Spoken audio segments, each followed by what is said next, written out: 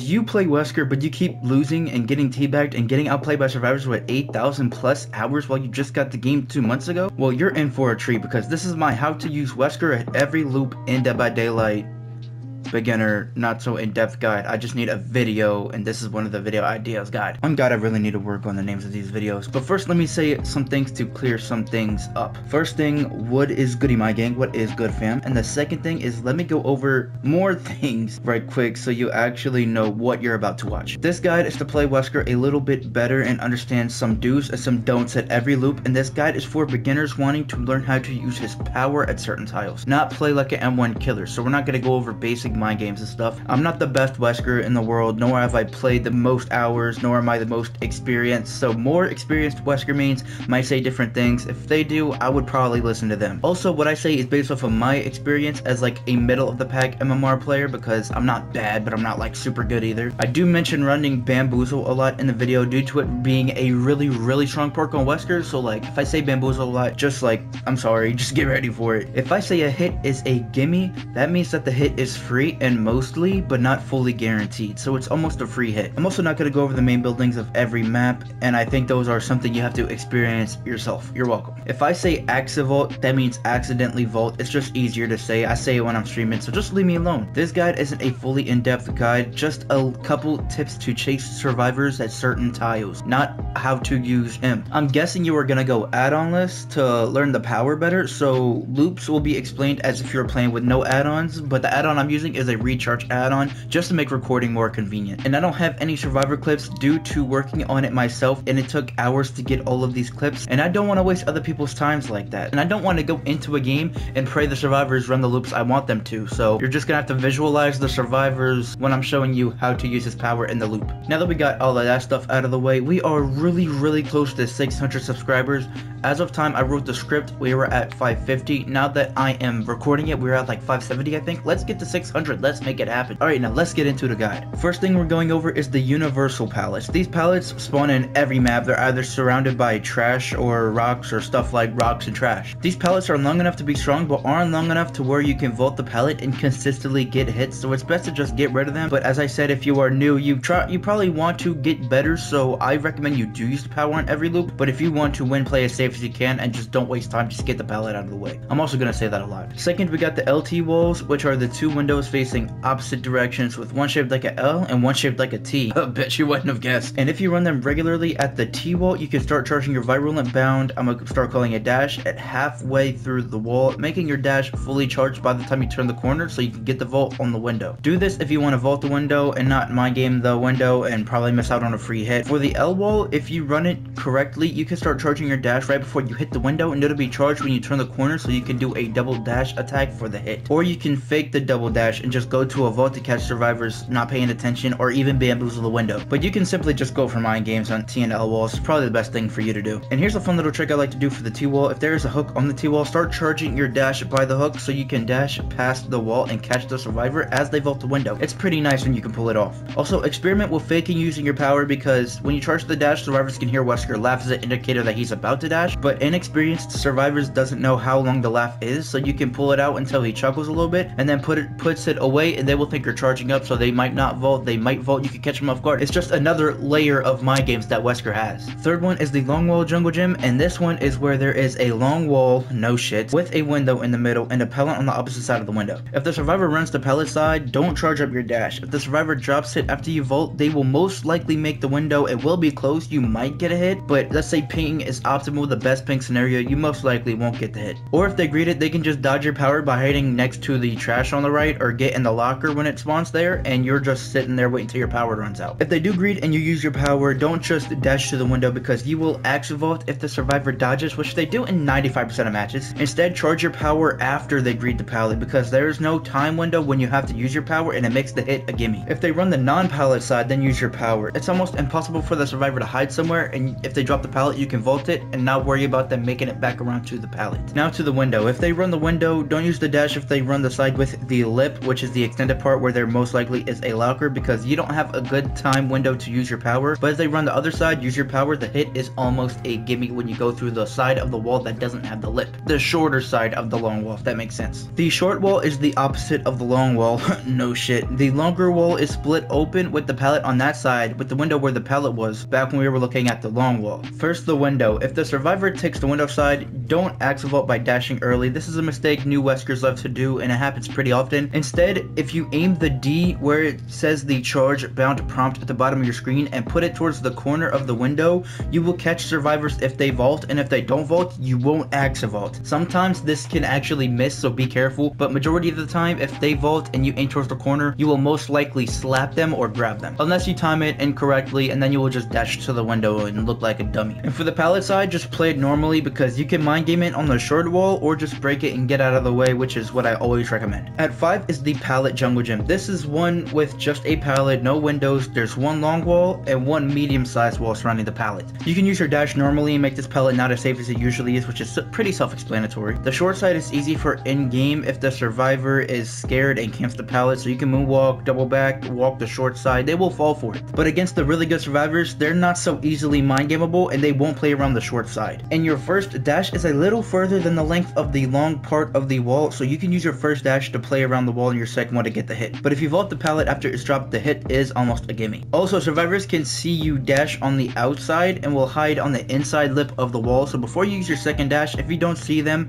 they are back there. Don't prematurely use your dash. And don't be scared to mind game during your dashes. This catches pretty much a lot of survivors off guard, because all Weskers look forward when they're about to dash. They don't moonwalk. It doesn't make sense. But it can be a little tricky to aim, especially if you're new, so this is kind of like an intermediate level tip just to make the game more fun, but you don't have to worry about that. At 6, we got the 4-lane wall variations. The first variation is where the window is all the way on the outside wall with the pallet all the way on the opposite side where it always is, and if the pallet is dropped from the inside, you can vault it because the hit is almost a gimme. The survivor can't go through your body and try to dumb tech you. They also can't run to the window and get a fast vault without taking a hit, or you could just bamboozle the window and the pallet's almost useless because you could just break the pallet, vault the pallet. You can even mind game the pallet, or you could go for regular dash hits if you're confident enough. Now the 4-lane with the window and the 3rd lane. This pallet is great for Wesker because if you vault outwards, which is out of the loop, the hit is a gimme because the survivor can't get a fast vault on the window without taking a hit, or run around the wall to make the pallet without getting a hit. Who just texted me, dude? If it isn't dropped, you use your first dash for maneuvering and the second one to get the hit. Like always, it's pretty much a gimme. If for the window, if you vault after the survivor outwards, it's almost a gimme if the pallet is already down. If the pallet is up, it's not going to be a gimme. And you don't want to vault inwards towards the loop if they take the window, because your animation won't end soon enough for you to get the hit before the survivor can vault the window or pallet. So in the 4-lane walls, if the window is in the 3rd lane, don't vault inwards when you're chasing survivors, vault outwards when you're chasing survivors, and the hits will come easier. At number 7, we got the infamous Killer Shack, the moment we all have been waiting for. Disregarding the strength of the Killer Shack, it's actually super fun to play around as Wesker due to his power. The basic way survivors will run it is so you have to regular vault the window after them, and they make enough distance to make the window again, so you have to chase them through the window 3 times before it gets blocked. And as Wesker, you vault so fast, they can't even make it around to make the window again. Start charging up your dash if you were lined up like in the middle of the pallet. If it were dropped, like try to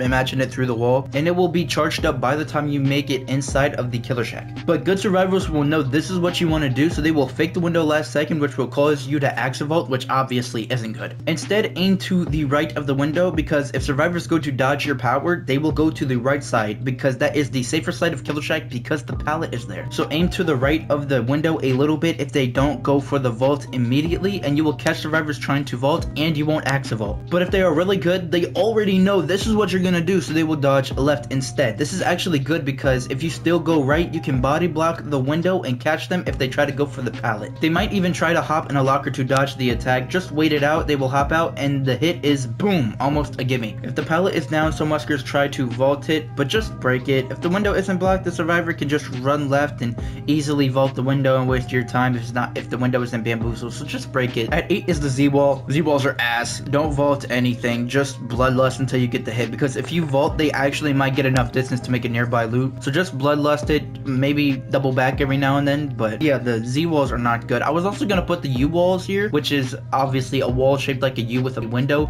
They are really weak, but I spawned in like 7 matches and I couldn't find one. They must have removed them or something. 9 is the straight tile, where one side of the pallet is long and decently strong, and that one side side is extremely short and weak that good survivors won't run. There is a lot of debris around these, so to stay safe, you shouldn't use any dashes until the pallet is dropped, and then when the pallet is dropped, vault the pallet, and if they run alongside, you will get a hit before they can vault the pallet again. And then if they try to play around the short side, you could just mind game a double back and they will fall for it because it's very weak. At 10 is the trash pile jungle gym. These have decently strong pallets and pretty good windows, and these two just complement each other really well. The sooner you get this pallet out of the way, the better, so don't respect it and you will get a free hit if they greet it, and if not, you get stunned, just break it, because if you vault after the survivor, they won't have enough distance to run back around and make the fast vault in the window if you time your hit correctly. Or maybe just vault the window after them to get the bamboozle play and then get the pallet out of the way, and that loop is dead. The locker jungle gym is a jungle gym filled with lockers.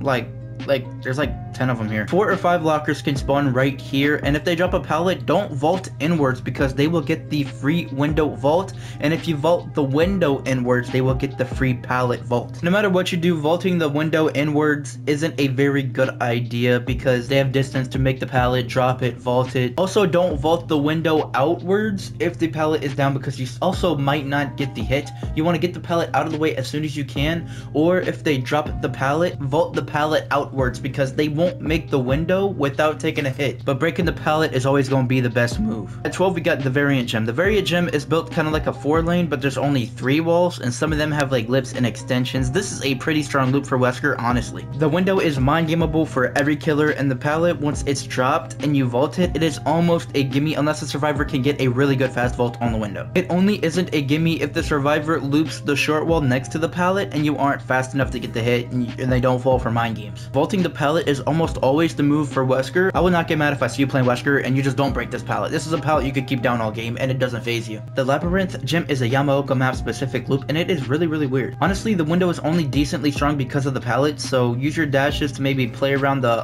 window a little bit, maybe dash past and then like dash through the window, bamboozle it, so force them to drop the pallet. I don't know, but no survivor should be able to keep you there for that long anyway, so getting the pallet out of the way or bamboozling the window, and that is what you want to go for in my opinion. The broken truck gym is ass against Wesker. It is straight ass. Just follow the survivor in and charge up your dash, because if they vault, you will vault after them and you don't lose any distance. If they get the medium vault or they don't vault at all, you still get the hit. For the crane, there is a strong pallet that if it's up, you cannot use your power due to the debris on the side. If you try to dash through it and try to dash past the debris, the survivors can hide in this little cubby. Another thing you can do is charge up your dash halfway up the ramp, because if the survivor vaults the window, you can double back and get the double dash hit if you have good aim, and if they don't vault, just fake the double back, so double back and get the free hit, because if they don't insta vault, they cannot get the fast vault without you hitting them somehow. So it's a good way to play around the crane. It's really fun. At 16 we have the magic school bus. This one has a window in the middle like a long wall, but there's a pallet right next to it that connects to it super smoothly. This pallet is mind gameable if the survivor isn't insane, but the window is what makes this specific pallet strong, not the other way around. If you can somehow remove the window from the equation, this loop is kind of a gimme hit. Or if you get rid of the pallet, most survivors won't like staying there and will just hold W away, so eliminate one or the other for an easier time to play this bus. If you want to vault the pallet,